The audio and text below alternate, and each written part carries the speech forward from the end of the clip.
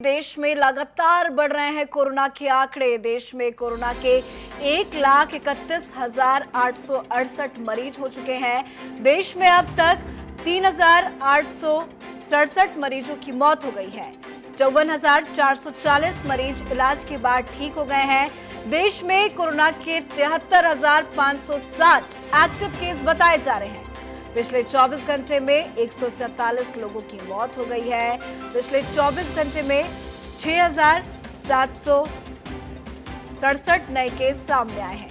तो लगातार के आंकड़े जो है वो बढ़ते ही जा रहे हैं। लगातार देश में कोरोना के आंकड़े बढ़ते ही जा रहे हैं। कोरोना मरीजों की आंकड़ा में लगातार इजाफा देखा जा रहा है। लगातार संख्या जो है बढ़ रही है और मौत का भी जो आंकड़ा है वो लगातार बढ़ता ही जा रहा है। कई लोग इलाज के बाद ठीक भी हो चुके हैं, पर हर दिन कोरोना को लेकर नई नई अपडेट सामने आ रही है। नए कोरोना मरीज संक्रमितों की पुष्टि की जा रही है और ये लगातार आंकड़े जो हैं वो तेजी से बढ़ते ही जा रहे हैं।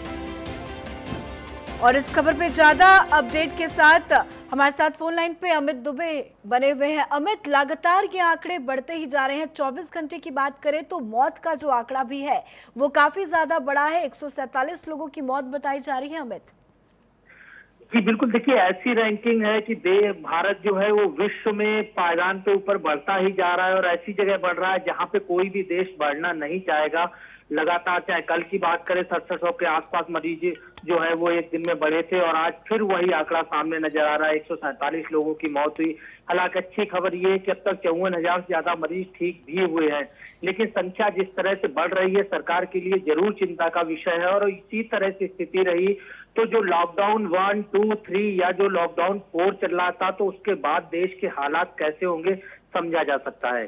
जी बिल्कुल, लगातार अमित जो प्रवासी मजदूर हैं वो भी अपनी घर की तरफ रुख कर रहे हैं। लगातार वो जा रहे हैं और ऐसे में ये आंकड़ा कहीं ना कहीं बढ़ा है, तो इसमें मजदूर भी बहुत ज्यादा शामिल है। अमित जी बिल्कुल, देखिए साफ तौर पे मजदूर शामिल है, क्योंकि सबसे बड़ी चीज चाहे हमने कल जिस तरह से तमाम वीडियो जो है वो R9 के माध्यम से अपने दर्शकों को दिखाए, चाहे ट्रेनों में पानी की व्यवस्था हो या ट्रेनों में टिकट लेने की व्यवस्था हो या अन्य जगहों पे कोई भी साधन जो भी इन मजदूरों को मिलता है वहां पे जाने की व्यवस्था हो, जिस तरह सोशल डिस्टेंसिंग की धज्जियां उड़ती है, हर आदमी जो है वो एक दूसरे को संक्रमित कर रहा है। यहाँ तक कि ICMR की रिपोर्ट में कि एक आदमी जो है वो 2 आदमियों को संक्रमित कर रहा है। तो जाहिर तौर पे इस तरह से आंकड़ा जो है वो लगातार बढ़ रहा है और कहीं भी सोशल डिस्टेंसिंग ऐसी जगहों पे नजर नहीं आती है। और कहीं ना कहीं मजदूरों की मजबूरी भी है कि जिस तरह के इंतजाम होने चाहिए थे उस तरह के इंतजाम सामने नहीं दिखाई देते हैं, सिर्फ दावे वादे ही दिखाई देते हैं, हकीकत फील्ड में कुछ और नजर आती है। जी बिल्कुल अमित, आपने बिल्कुल सही कहा कि कहीं ना कहीं मजदूरों की मजबूरी है, वो भले ही घर जा रहे हैं पर कहीं ना कहीं सोशल डिस्टेंसिंग की बात की जाए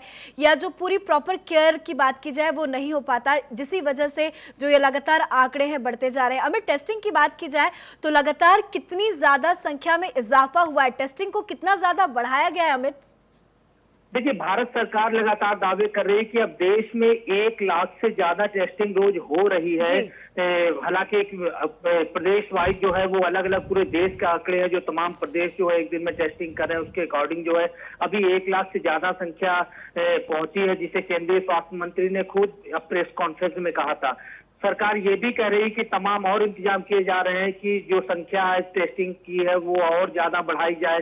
इसके साथ जो तमाम चीजें N95 मास्क की बात करें, सैनिटाइजर की बात करें, PPE किट्स की बात करें, अब देश में ही तैयार हो रही है। तो जाहिर तौर पे आगे सरकार अपनी तैयारियों को लेके लगातार लगी हुई है, लेकिन जिस तरह संख्या बढ़ रही है ये भी एक चिंता का विषय है कि आखिरकार इस संख्या को रोका ना गया तो जो तैयारियां लगातार सरकार जिन्हें बढ़ा रही है उससे ज्यादा मरीजों की संख्या होगी। और ऐसे बिल्कुल अमित, बहुत जरूरी है और इसमें यह भी जरूरी है कि ज्यादा से ज्यादा टेस्टिंग हो सके ताकि हम कोरोना संक्रमित के आंकड़ों का पता लगा सके। बहुत बहुत शुक्रिया अमित, हमसे जुड़ने के लिए, तमाम अपडेट के लिए।